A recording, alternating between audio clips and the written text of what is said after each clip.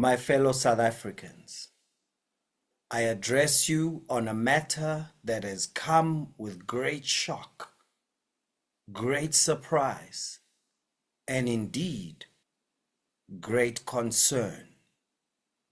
Since the dawn of our democratic dispensation in 1994, I have discovered that there is a matter called illegal immigration. This is a matter that has caused great concern among South Africans. It has caused anxiety in communities. It is a matter that has raised many questions. And we need to ask ourselves, why has this matter been allowed to continue for so long? These are the questions that we must be prepared to ask ourselves, and we must be prepared to answer. We must ask ourselves these questions honestly. We must ask them without fear. We must ask them without favor. We must ask them in a manner that is constitutional, that is inclusive, that is participatory, consultative, and consistent with the values of our democratic dispensation. Fellow South Africans, illegal immigration is not a new challenge, and it is not unique to South Africa. It is a worldwide phenomenon.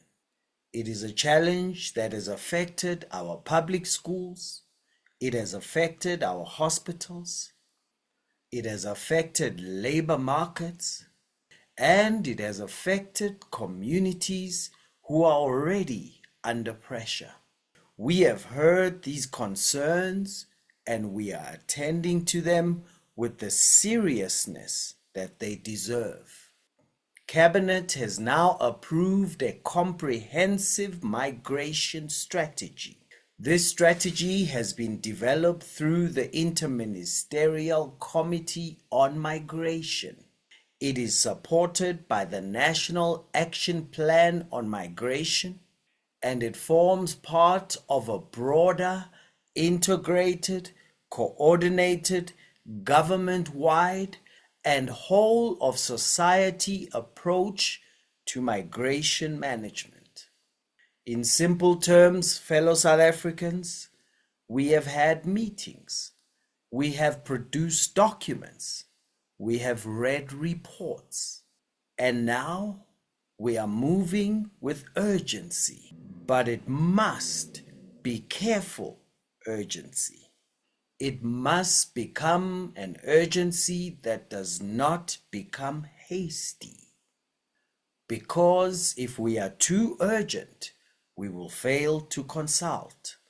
And if we fail to consult, we may fail to build consensus.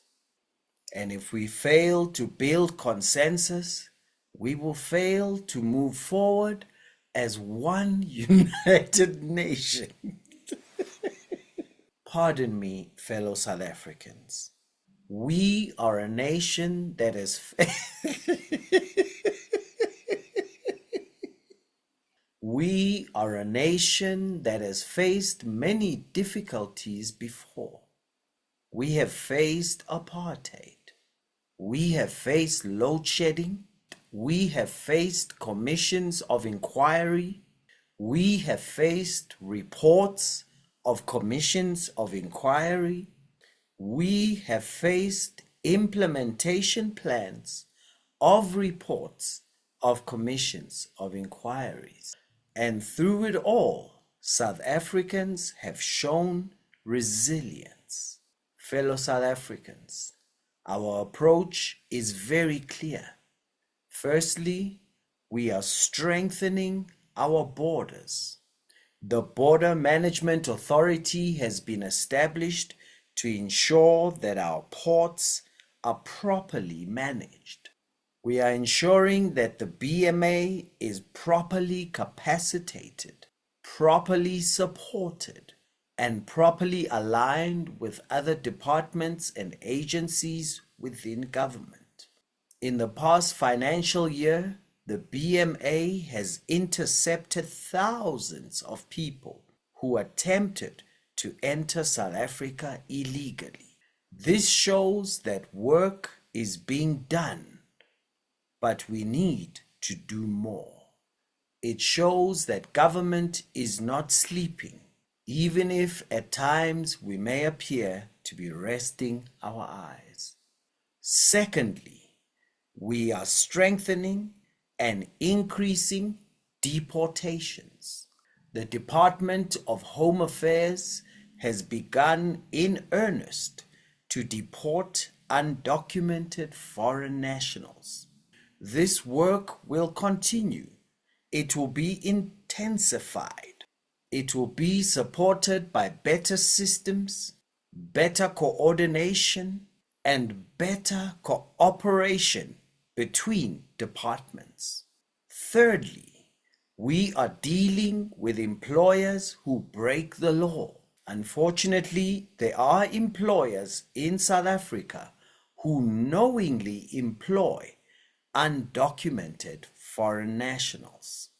They do this because they want to avoid the law. They do this because they want to exploit vulnerable people while denying opportunities to South Africans. This will not be tolerated. So the Department of Employment and Labor is increasing workplace inspections. We are working to ensure that up to 10,000 labor inspectors are brought into this work so we can enforce the law in farms, in factories, shops, employment sites, and other places of employment. We want to send a clear message. Employers who break the law must know that the age of impunity has come to an end. It may not end tomorrow morning. It may not end next week. It may not end in a manner that is dramatic or emotional, but it is coming to an end in a phased,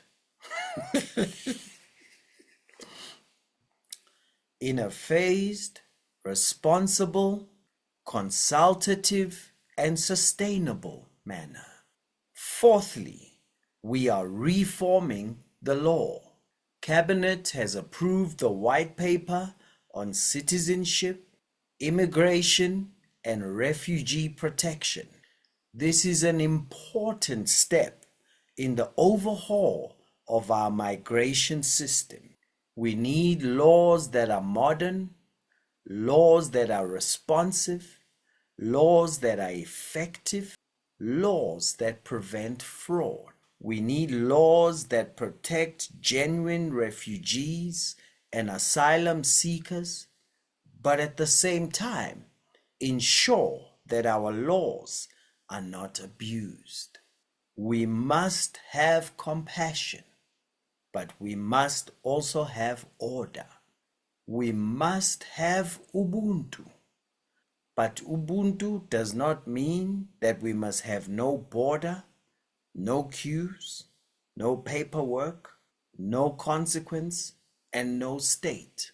Fifthly, we will look at labor migration more carefully. There are certain trades, occupations, and professions where government may need to take steps to protect South African citizens. We will do this lawfully.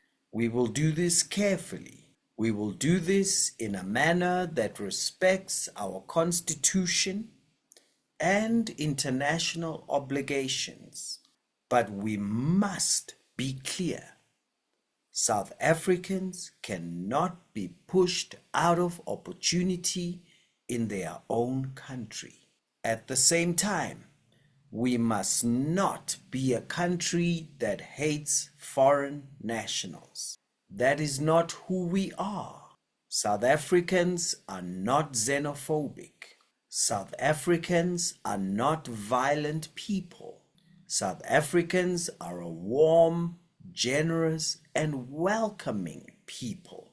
But South Africans are also tired. And where our people are tired, government must respond. However, no citizen has a right to take the law into their own hands. No citizen has a right to stop people in the streets and demand documents. No person has a right to attack, threaten, intimidate, and remove another human being from a community. That is the work of the state. And I know some citizens may be asking, where has the state been? That is a fair question. It is a question that we must be prepared to answer.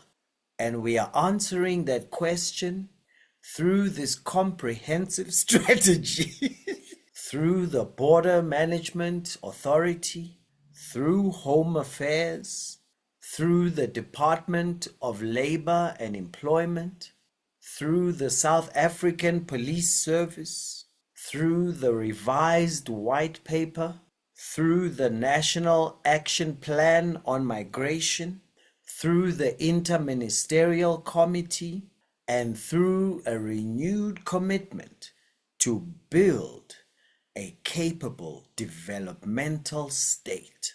Fellow South Africans, this matter must not divide us. It should unite us. We must not allow criminals to exploit migration. We must not allow corrupt officials to sell documentation. We must not allow communities to collapse under pressure. We must not allow hatred to take root amongst our people. South Africa belongs to all who live in it, united in our diversity. But to live in South Africa, one must live within the law.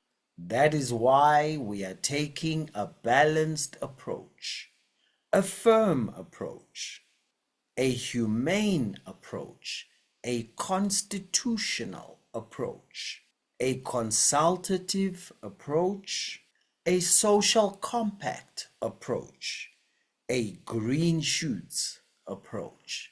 We are already seeing green shoots in our economy, and we are seeing green shoots in investor confidence. And now, fellow South Africans, we must ensure that there are green shoots at the border. The government of national unity has brought a spirit of hope. It has brought cooperation. It has brought stability, a platform for all parties to work together in the national interest. This is not time for grandstanding. It is not time for finger pointing. It is not time for blame. Although, of course, we must ask how we got here, and we must ask who allowed it, and we must ask why it was not dealt with earlier. But we must ask without blame, because blame can divide us, and divisiveness can undermine unity. And unity is what we need to move forward together.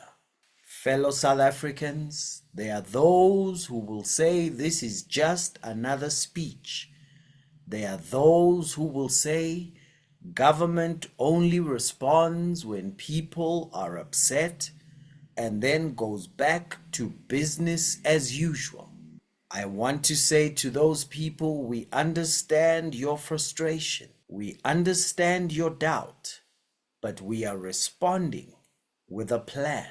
The plan will be implemented over time. It will be monitored. It will be reviewed. Then it will be strengthened. And finally, it will be refined.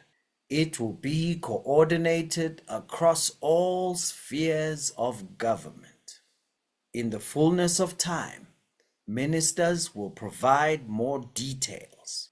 Departments will explain their programs. In the fullness of time, reports will be given. Progress must be made. But right now, I want to assure you that government is seized with this matter.